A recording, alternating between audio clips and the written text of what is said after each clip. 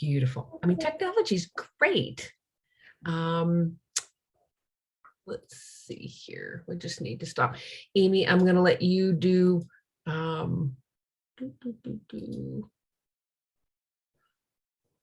This happened in my last session that I couldn't turn off the thing, but when you start to screen share, that will be fine. Welcome everybody. So we are so happy that you've joined us for the second set of Microschool Stories sessions for this first Microschool Summit.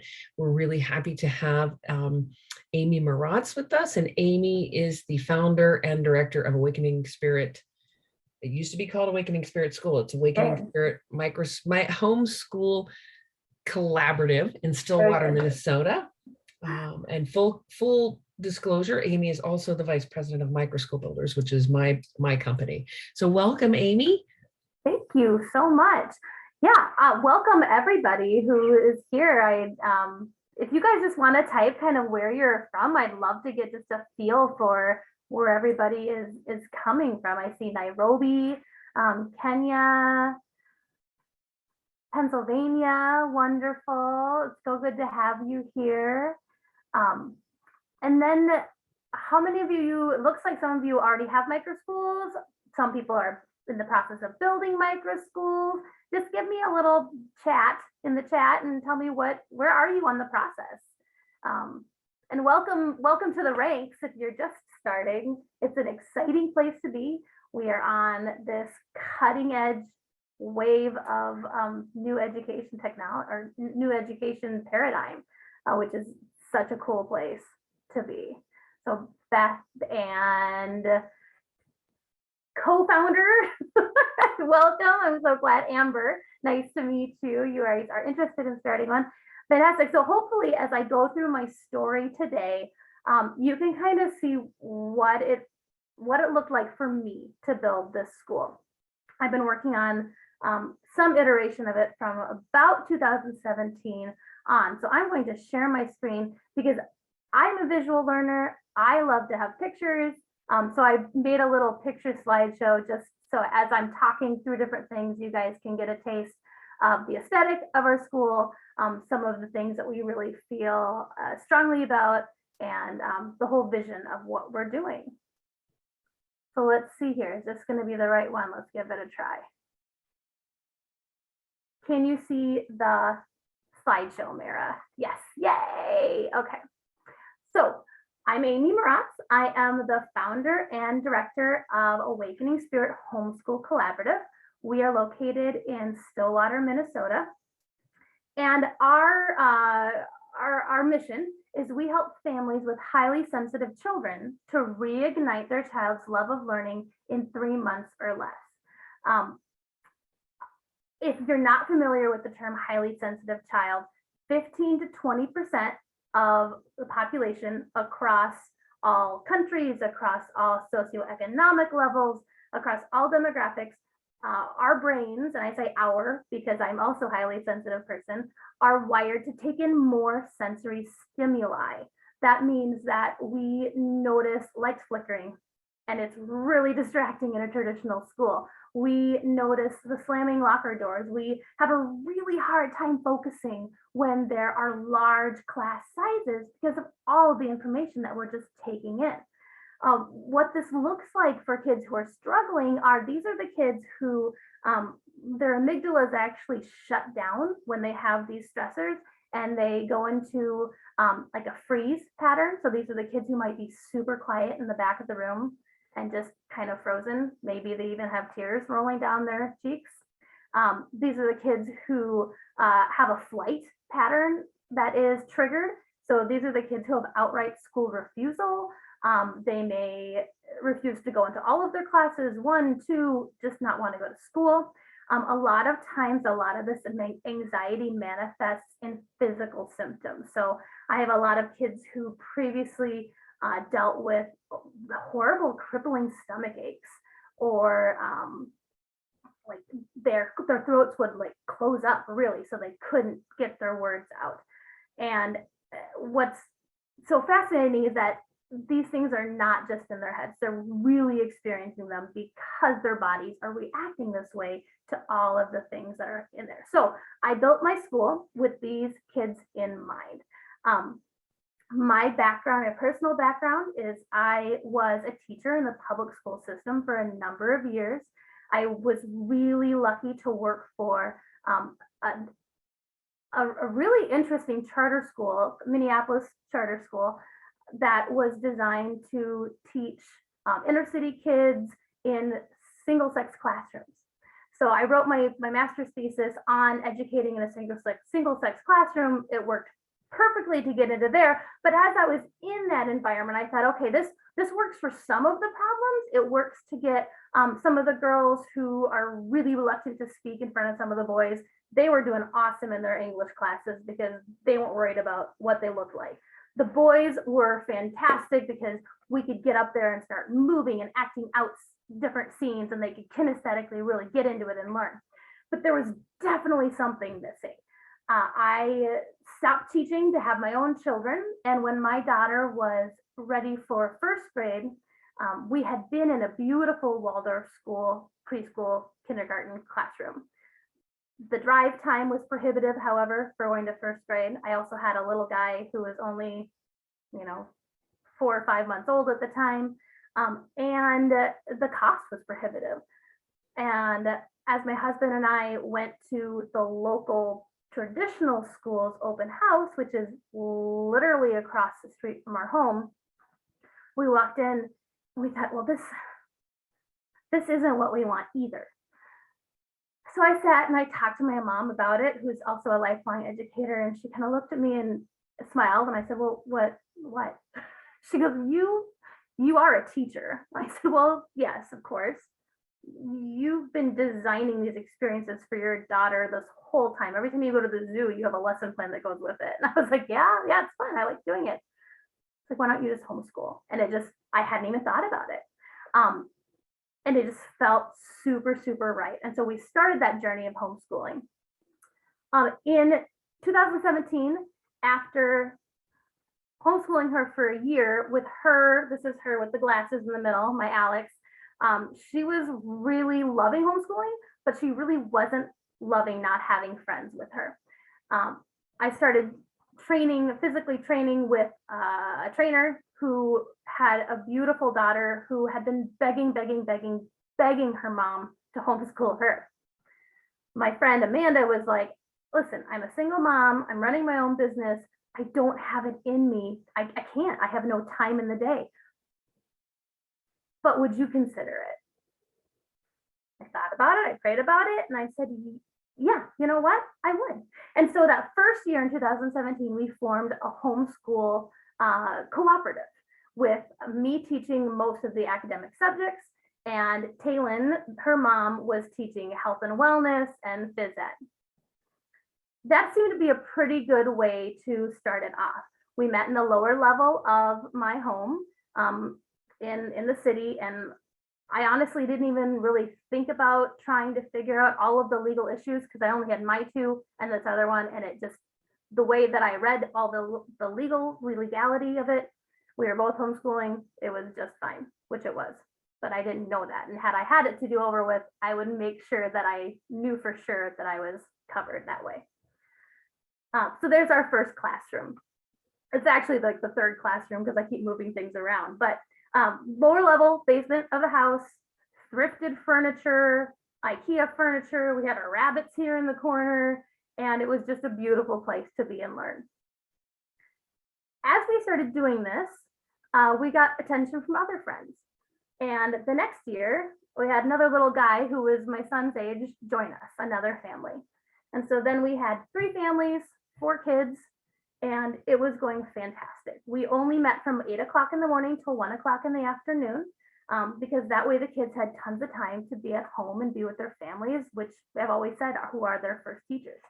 However, with 4 kids this year, I decided to get a little more serious about being a real school. And so in Minnesota, I read the state code, found out that I could be a non-public school, which is like a private school. And I went ahead and filed all the paperwork for that. So I was a private school with 4 kids. still in our home. That's their Thanksgiving meal.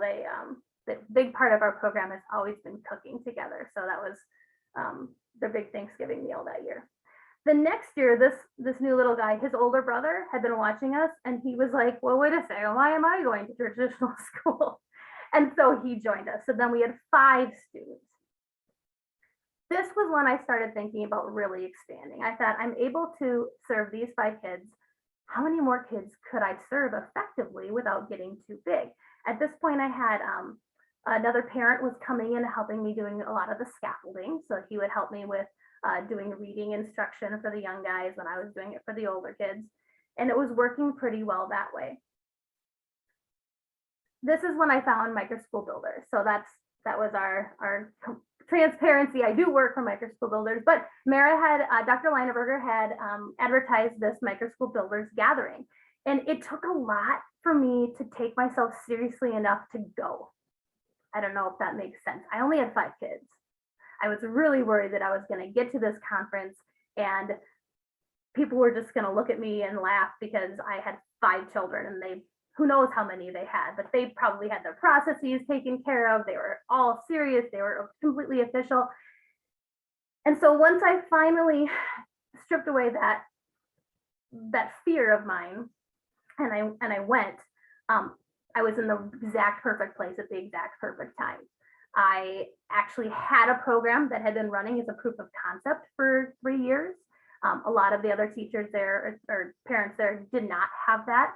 I actually had way more experience than I thought. So if you're looking at this and you're thinking, okay, I've been homeschooling for so many years, maybe I've been working with a co-op, I don't know if I have enough, you do. You can do this. And that's my biggest takeaway, is that anyone who has a heart for children and can figure out the business side of it can go for it and make their own school, because there are so many kids out there who need these loving, safe, nurturing places to grow. So I found Mara. She helped me figure out some marketing things, and I added 2 more students. Here we are, still in the basement of my home. So it's been now 4 years in the basement. At this time though, these boys are getting bigger. They're like crashing into walls as they're coming up the stairs, and I'm watching my house just like kind of get smaller and smaller and smaller. And I thought, okay, now it's time to get really serious. I had told Dr. Leineberger that I wanted to expand to a standalone location within 5 years. And she challenged me and she said, why 5? And I said, I don't know, isn't that what people just say? Well, why not 3? Okay, 3. Well, the way that everything ended up working out, I was in my standalone location 1 year later. It took a lot of work. It took a lot of faith. It took a lot of me just being ready to own my own value, and then the parents had to find me. So that's the biggest thing. A lot of the families that we have were all organically found. So a family told a family. Somebody's grandma knew what we were doing, and so they contacted me. That's really the way that you're going to find those founding families. So here is our standalone location. We purchased a 15-acre property outside of Stillwater, Minnesota, and we walked in and it's perfect. So we chose to keep the house-like environment for our school because that is super important for my highly sensitive students. They need to feel safe.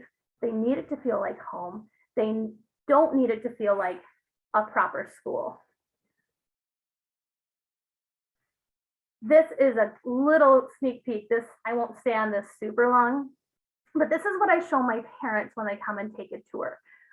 This is our model. This is how we do what we do. But if you notice, in the very middle of this model is a happy, healthy child.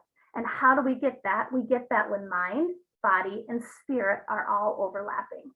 And so as I go through the next pictures, I'm going to talk just a little bit about how we get there. So our mind, we want to go from anxious to balanced. The majority of my kids have had not a great experience in traditional schools. Some of the younger ones coming in have never been to a school before. I give them a slightly different model for this, but this is for my one-room schoolhouse, which is what we called grade 1 through 8. So comfort was one of the first little petals on that model. Our curated, calm classroom is the number one thing that not only attracts parents, but makes kids not want to leave. The house that we're in has this beautiful sunroom, and it's just been such a blessing. That's our main classroom. The kids have seating that they can move around. We use natural light. We have sheepskin and lots of wood so that they are taking in natural experiences.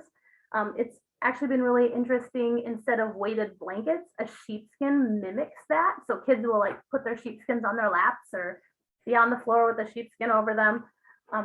It's fantastic. Nobody has to sit in a certain spot necessarily. You can get up, you can move around. They can take their laptops into the living room and do their math if they're more comfortable on the couch. It really is like a home that way. And this is just a little shot of some other places around the school.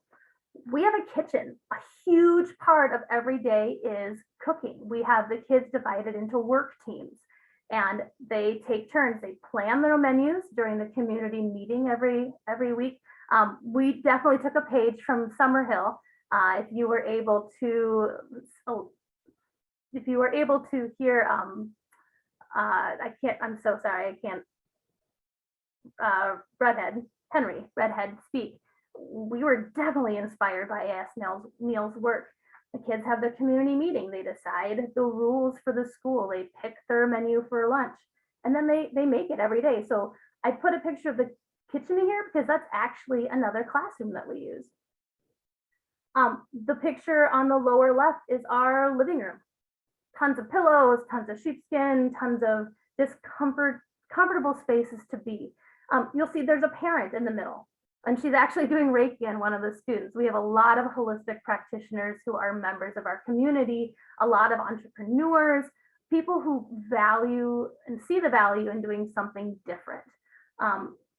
But parents are welcome to be at our school anytime. They don't have to call, they don't have to make an appointment. We actually have a dedicated parent room for them to go into. They can do their work calls there, they can read, they can hang out, they can come be with their kids. Because as a homeschool, so now we're a homeschool collaborative. I skipped over that part.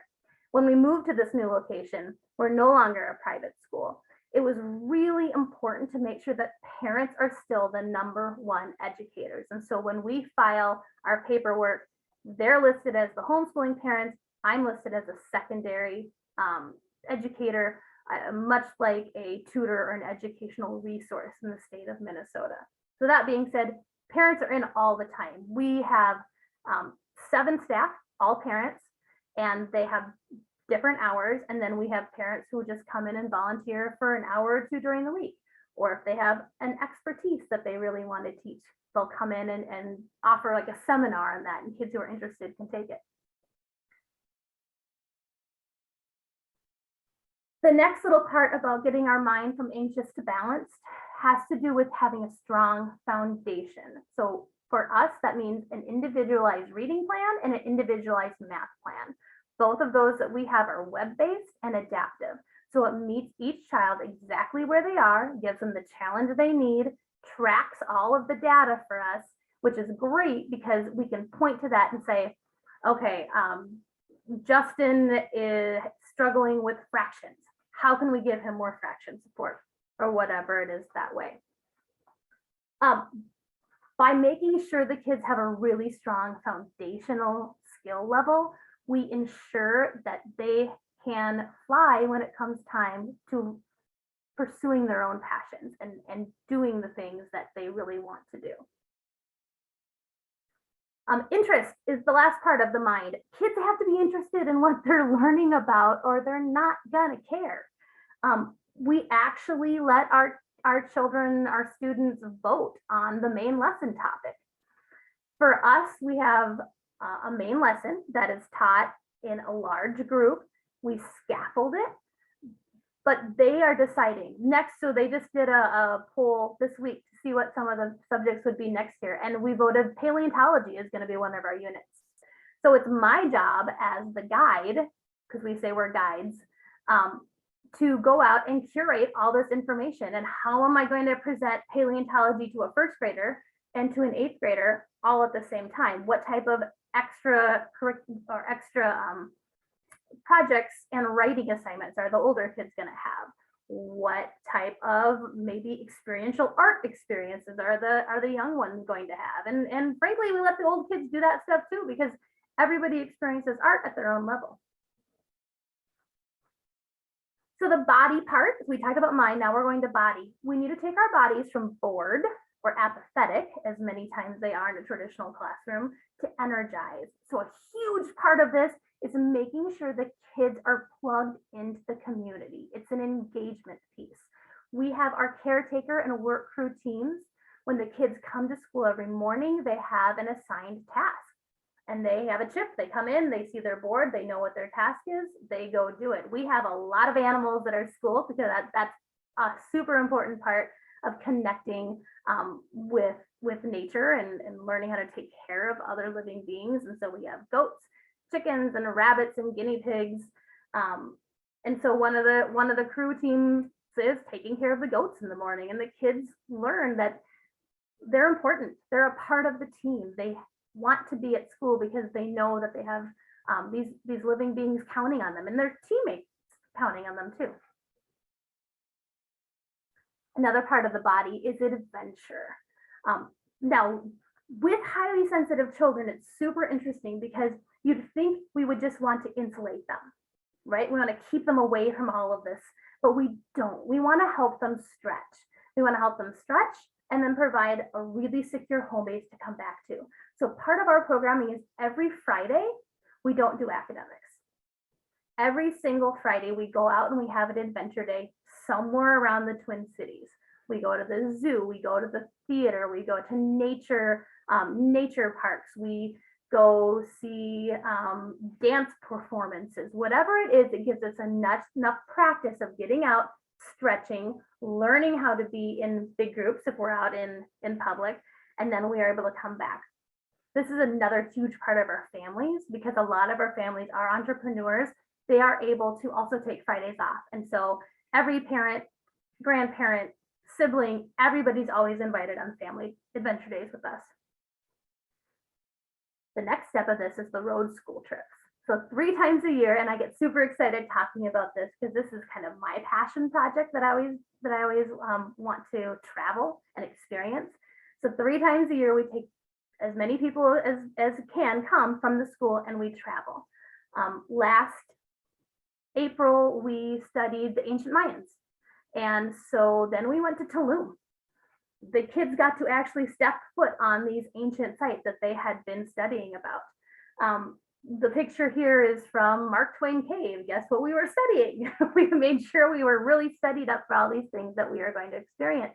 We're headed to Washington, D.C. in a few weeks to go to a wonderful student-led summer camp at the Goodnight Child Empowerment Network in Beltsville. So that's a huge part of our body, is because we want to trust ourselves. We're going to trust our community, and we're going to go have these adventures.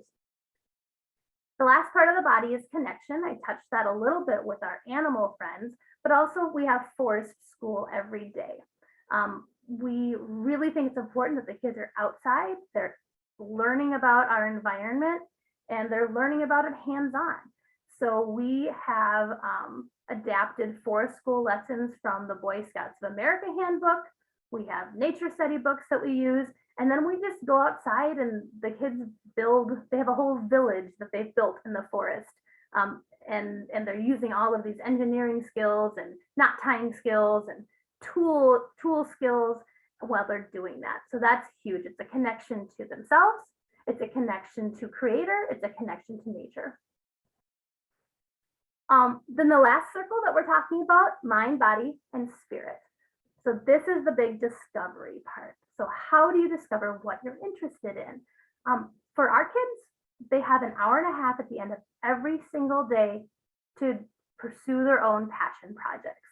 It could be anything from sewing to art to writing and producing their own plays. We have kids who are working on a novel. Although, as I say this, it starts making it sound like everybody's doing some big, huge, grand project. No, we have kids who just like to do clay. And so they're honing their craft by just making clay people all day long. And they, not all day, during passion projects. And they're getting better and better and better and better at it. So we do a lot of artifact collection through photography and videos so we can keep track of what the kids are working on and have that as a record. Mindfulness is also a huge part of what we teach. We are a Christian school, but we believe that anyone who values love, compassion, and grace as the top 3 things for kids is welcome to our school. You do not have to be Christian to be a part of our community at all. We meditate, we pray, we talk about our precepts of our school are Don Miguel Ruiz's 4 directions. So anytime something comes up and there may be a disagreement, we always try to remember to not make assumptions. We try to remember to do our best, to not take anything personally. And the 4th one is, I can't remember right now, but be impeccable with your word. Be impeccable with your word. Thank you. So we use those, and we use those every single day. That's the language we use, and that's really become part of the culture of our school. I'm just super proud of these kids because they have a tribunal every Thursday, which is where they do talk about, they can write tickets if there are any interpersonal conflicts, and they talk about their issues, and they are able to, removing all of the emotion, are able to discuss, this person is probably feeling this way, this person is feeling this way.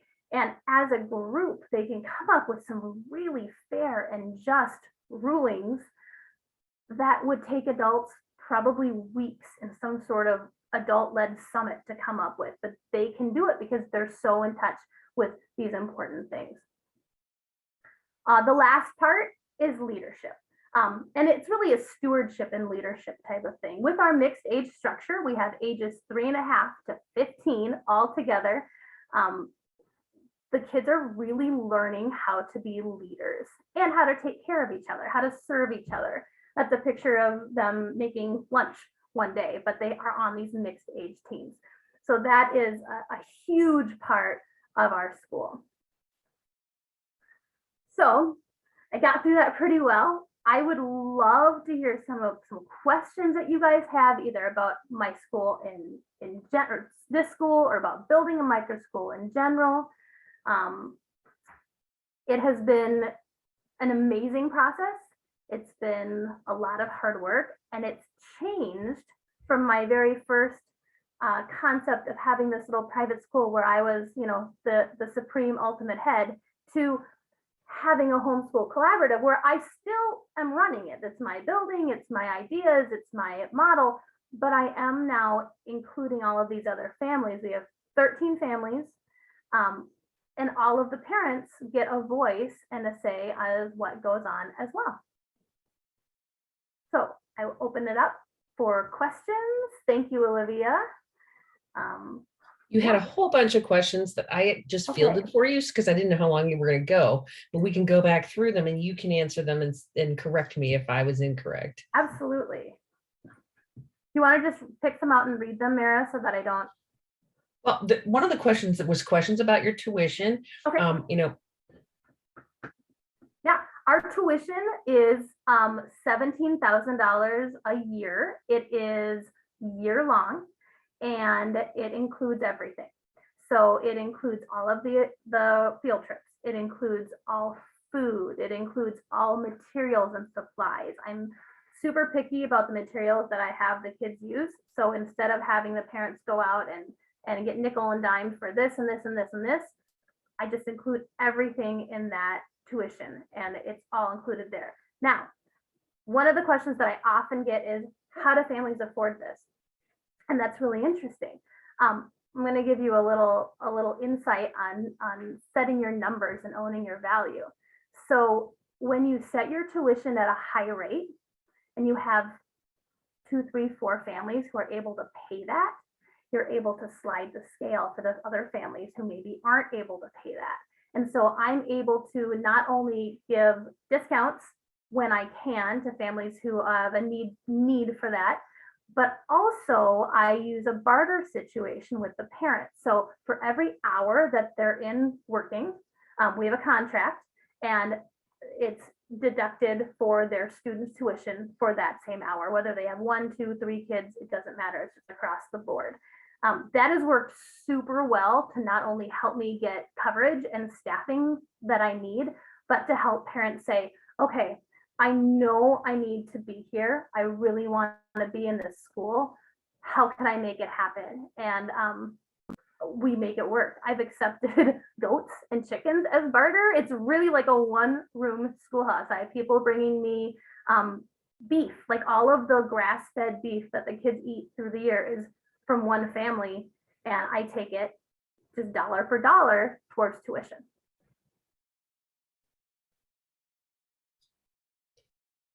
You had some questions about your zoning, and I explained that, that was actually really taken well with the changing to a collective.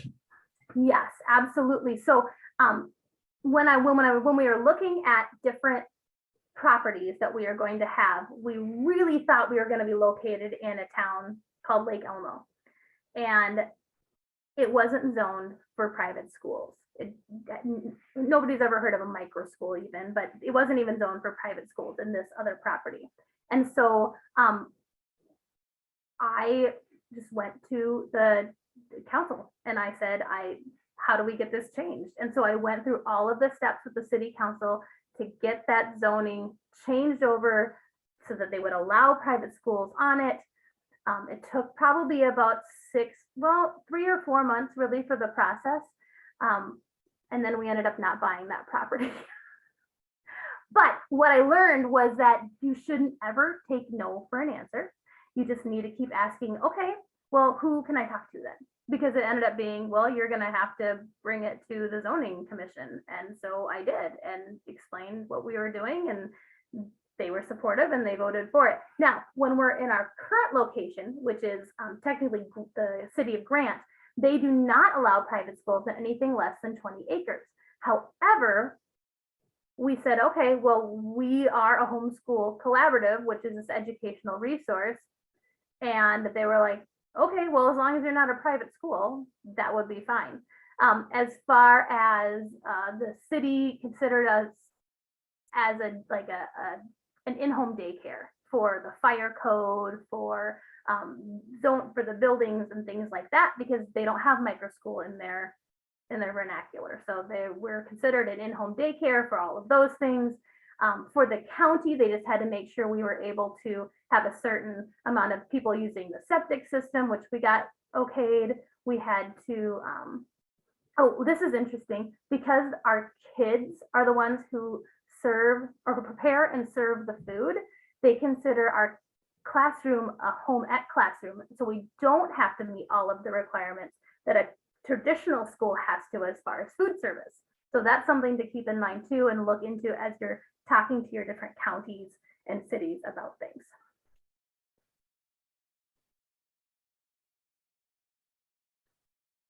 The model, Olivia, is no paid teachers. My full-time parents who are working, I'm able to give a little stipend too. It's not a lot, but it's enough to be able to say, thank you for coming every day. I value your time. And the parents they contribute the time and expertise to cover that. And then the way I'm able to actually cover the cost of the space, like my mortgage every month, is that I have those 2 or 3 families who cannot barter, so that they are paying full price. So as long as you do your budget with that in mind, and you set your price high enough that you can, make it work with however many families you're thinking of, and then you can slide for the other people. EdTech platforms. I use MindPlay for reading, MindPlay. It's a little expendier. I think it's about $200 per student per year. It's web-based, but this is the really good adaptive software that gives us a lot of data about exactly which phenoms the kids are having problems with. It even goes into like a visual scanning type of thing, so we can red flag kids who may be struggling with like eye movement things that are causing reading problems. It actually goes up to 12th grade. And then as you get farther and farther along, it starts teaching SAT prep words and Latin and Greek roots and things like that.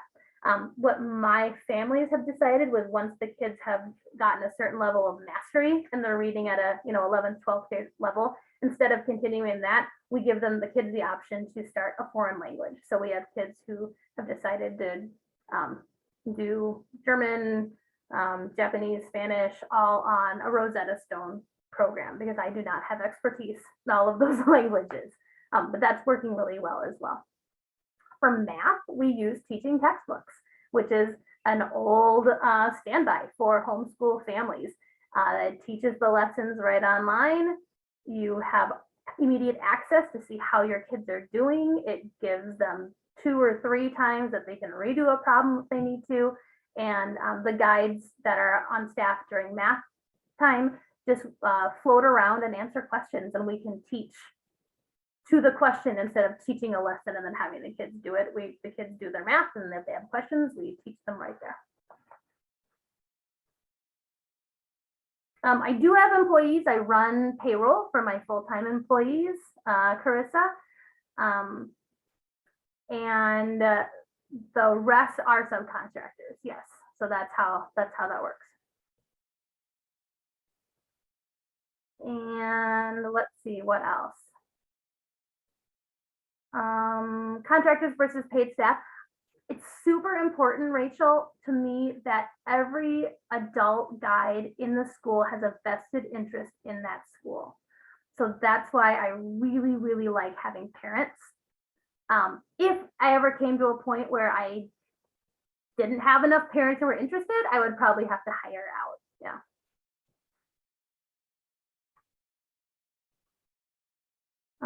Carissa, any type of system to determine the sliding scale?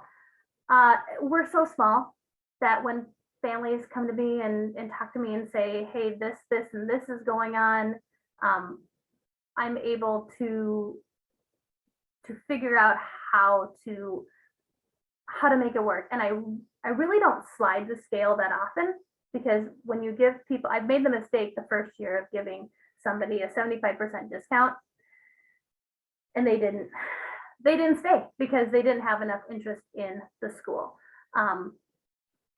But when you tell somebody, this is the value, you're going to work or give me some sort of equal exchange of energy for this much of it, then they're totally invested for the whole part, even though they're only paying half in cash. So for us, sometimes we have, we'll have volunteer days on like once a month where people can come in and actually physically work. We've had parents donate equipment that they had laying around, a rototiller, something. So we just try to make sure that everyone has that same invested interest back and forth. You have to be really careful, Olivia, about, because I'm reading the comment about how we work so closely with parents. You have to be really careful that you're only accepting families that are your people. People who are invested in the same type of education, people who want to be there. We've had to let families go, not necessarily because of personality differences, but because of undisclosed like behavior disorders for their kids. And that's just hard. And it was a safety issue, and so it had to be done, but I would rather not have to let anybody go. So I try to make sure really hard that I'm screening, so that I know that people are going to be, committed to it. Amy, you have about 1 minute to wrap up so we can let people come back. We're going to go back for closing keynote. It's 8:30 here Eastern Standard. Excellent. Well, thank you. Mara kind of went through My last word of wisdom is just, you can do it. Take one step forward every day and don't take no for an answer. Figure out a way around it. There's always a way around. The end. Thank you so much, Amy. What a great story. People can find more information about Amy, Awakening Spirit School, on the web and reach out to her. Okay, thank you. There you go, awakeningspiritschool.com. Thanks, Amy. Yeah, thank you. We'll see you back in the closing keynote in just a minute. Perfect.